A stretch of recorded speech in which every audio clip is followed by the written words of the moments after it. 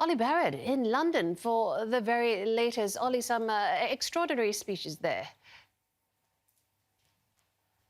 Yeah, an emotional moment, clearly, for Theresa May. She was speaking outside Downing Street with her husband, Philip May, watching on by her side, calling it the honour of my life to be Prime Minister, but also setting out that timetable. So we do know that the resignation as leader will come on June the 7th. That will kick off the leadership contest within her Conservative Party to find her successor, who will then, of course, become Prime Minister. But in the intervening period, we now know, as a result of Theresa May's statement, that she will stay on as effectively caretaker Prime Minister. The leadership contest for the Conservative Party could take a few weeks, if not a couple of months or so. Many Conservatives want it to be done as quickly as possible, but there are so many candidates already putting themselves forward in this leadership contest that it could take some time. So she will remain Prime Minister as that plays out. But then once we do have a new leader of the Conservative Party, that person will become Prime Minister and she will stand aside from that role as well.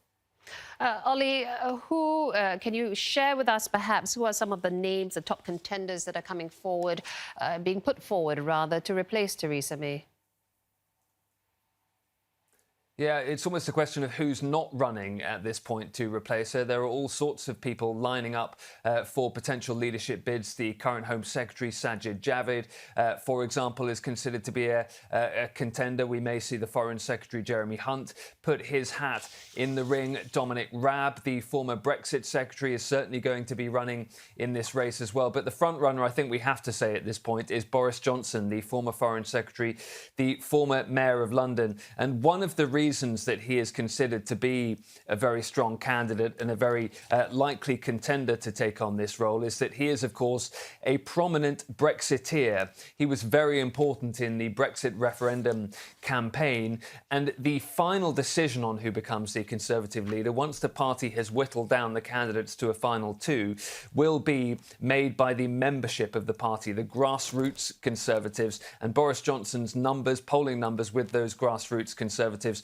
are very, very high indeed. So Boris Johnson considered to be the favourite at this point to take over as the leader of the Conservative Party after Theresa May and therefore as Prime Minister. But we should always say in these leadership races, particularly when it comes to the Conservative Party, you often find a dark horse coming through who surprises everyone, who may not have been the favourite at the start. But yeah, Boris Johnson the favourite for now.